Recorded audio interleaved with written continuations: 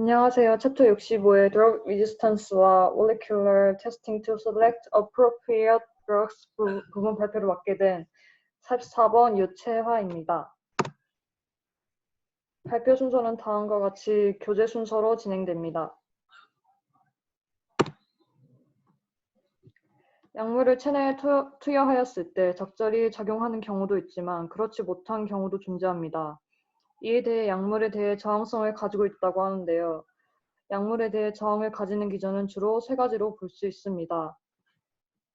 우선 약물이 흡수되고 전달되는 과정이 미흡하게 이루어진다는 것입니다. 흡수나 전달이 되지 못하게 하는 장애물이 있을 수 있다는 의미라고 볼 수 있습니다.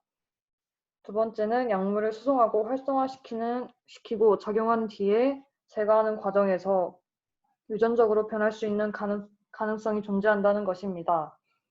이 과정이 체내에서 이루어지기 위해서는 매개체가 필요한데 이는 체내에 있는 것으로 이 매개체가 중간에 유전적으로 변하면 그 구조도 달라지게 되어 제 기능을 하지 못해 약물이 제대로 작용하지 못하는 것입니다.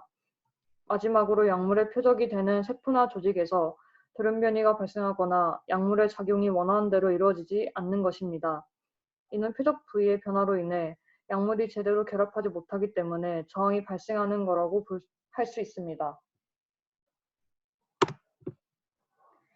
약물에 대한 저항성을 가지는 과정은 다양하지만 그 중에서 자국 물질의 작용 경로를 표적으로 하는 약물을 위주로 살펴보도록 하겠습니다.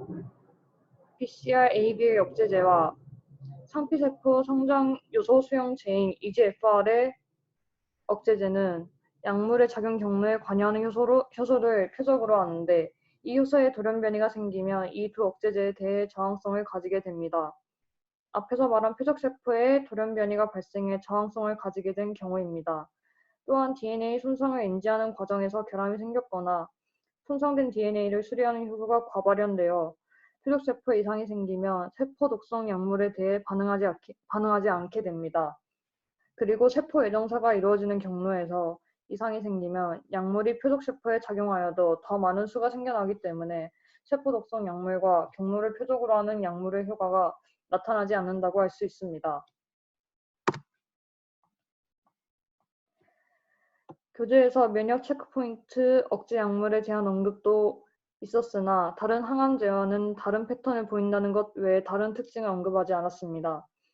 이는 면역 체크포인트에서 과도한 면역 반응을 막기 위해 억제시키는 경우가 있는데 이 억제를 막아 면역 기능을 활발하게 만드는 약물이므로 일종의 경로 표적 약물이라고 볼 수 있습니다.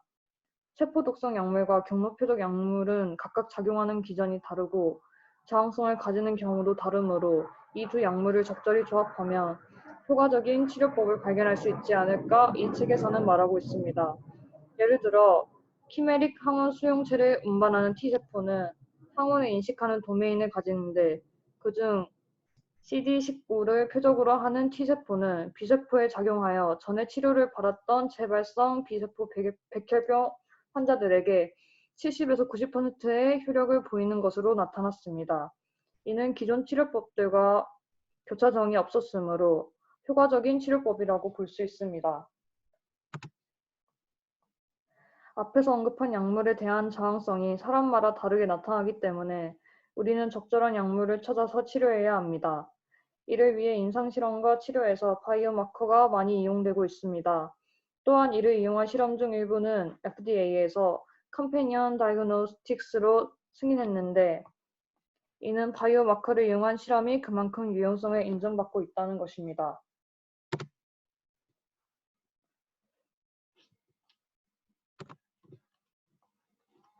다음 표는 교재에서 가지고 온 것으로 바이오마커를 통해 알 수 있는 질병과 이를 치료할 수 있는 약물을 나타낸 것입니다. 저희는 이 중에서 표시한 부분만을 살펴보도록 하겠습니다. KRAS 유전자가 와일드 타입으로 있으면 EGFR에 작용하는 약물의 효과를 나타낼 수 있습니다.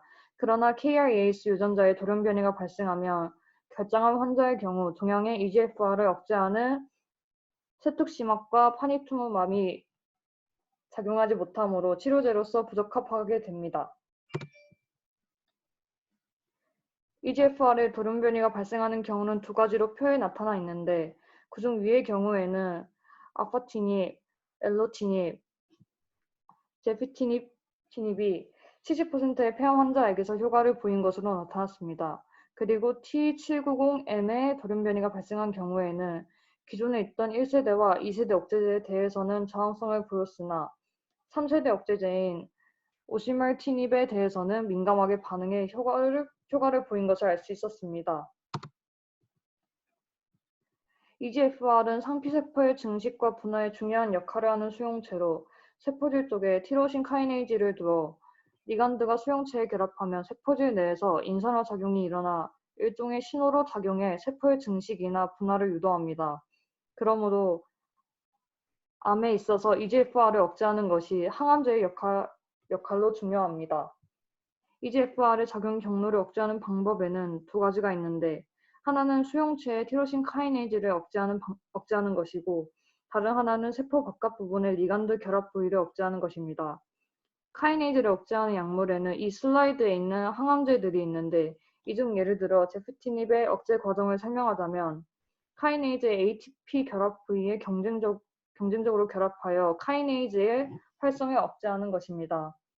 후자의 예에는 앞 슬라이드에서 언급했던 약물인 세특시막과 파니투모마비 등이 있습니다.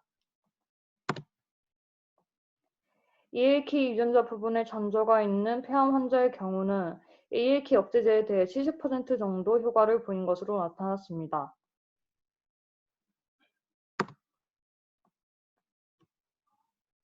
앞의 경우를 보면 유전자의 변이가 약물의 효과에 영향을 미친다는 것을 알 수 있습니다.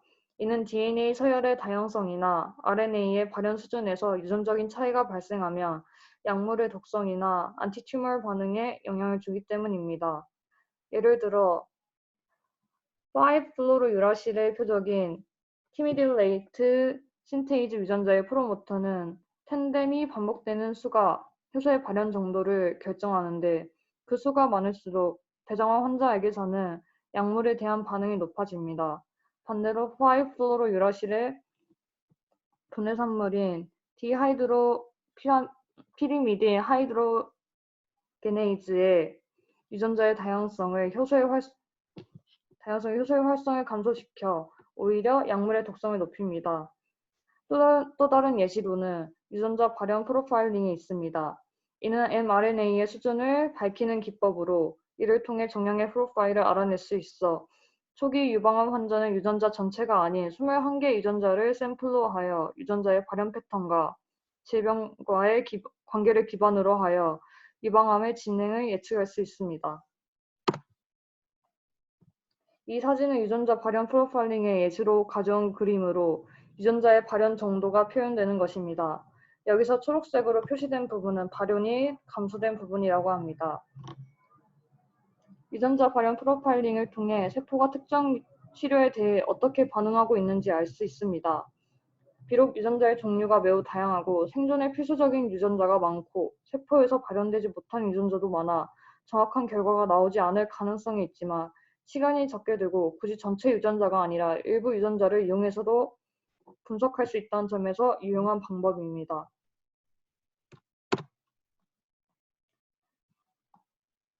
바이오마커와 같은 샘플을 찾는 데에는 액체 생검이라는 방식이 사용됩니다. 이는 고용이 아닌 생물학적 조직을 샘플링하고 분석하는 검사로 이를 이용하여 암 환자의 혈액 샘플에서 ctDNA를 측정할 수 있습니다.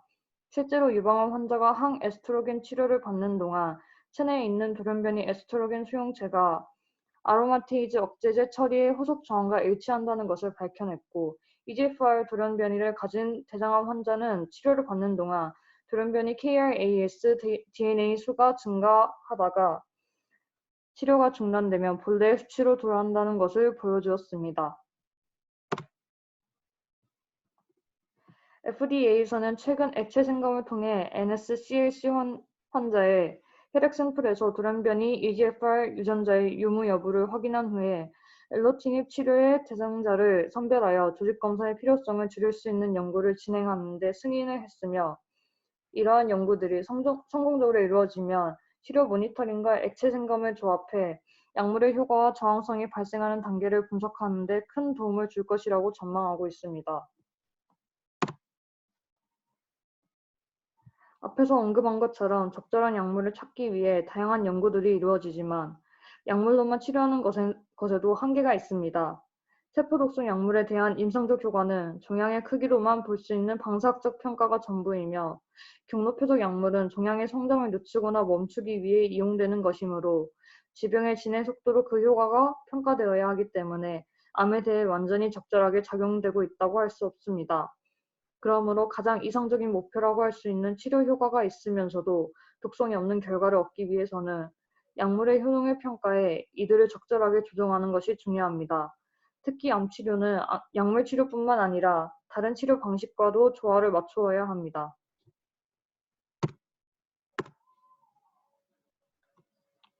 환자의 개별적인 특성은 일종의 치료에 대한 양상을 결정하는데 이로 인해 약물 치료가 맞지 않는 환자가 있을 수 있습니다. 또한 환자의 특성에 대해서는 의학적인 특성뿐만 아니라 환자의 의지와 같은 수량을 할 수 없는 고려사항도 있기 때문에 이를 모두 고려하여 치료 시 환자가 겪을 수 있는 이익과 손실의 균형을 맞춰야 합니다. 예를 들어 세포독성 약물의 경우는 체내 장기를 손상시킬 수 있어 장시간에 걸친 손실이 될 수 있기 때문에 이 약물을 이용하는 데 있어서 주의해야 합니다. 불치병 환자의 경우는 치료 방식을 선택하는 데 있어 신중해야 하는데 완치가 불가능하므로 최대한 길고 가능한 한 편안하게 생활하는 것을 목표로 하여 화학요법보다는 증세를 완화하는 치료를 할 것을 요구받습니다. 마지막 부분은 주의할 점에 대한 것입니다. 약물 치료 과정에서 암 치료 약물의 특성과 독성은 환자마다 다르게 나타나므로 독성을 조기에 인식해 이에 따라 복용량을 바꾸거나 중단하고 독성을 줄이기 위한 지원 치료를 해주는 것이 중요합니다.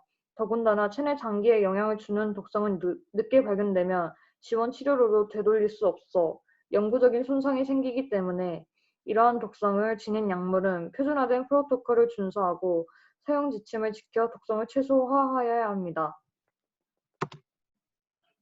이 그림은 약물 프로토콜을 예시로 가져온 건데 눈에 확 보이는 것을 찾기가 힘들어서 대표로 있던 것을 가져와 봤습니다.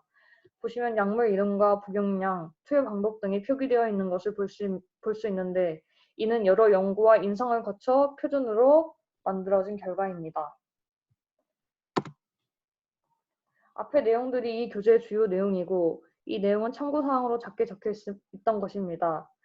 약물을 포함한 암 치료요법은 기초 및 임상과학의 발전을 반영하여 번호하고 있습니다. 그러므로 이 챕터에서 제시한 치료요법은 그저 간단히 설명한 것이고 웹 기반 자료를 통해 암 치료에 대해 더 자세하게 알 수 있기 때문에 웹 기반 자료를 참고할 것을 권유합니다. 추천은 다음과 같습니다. 이상 발표 마치겠습니다. 감사합니다.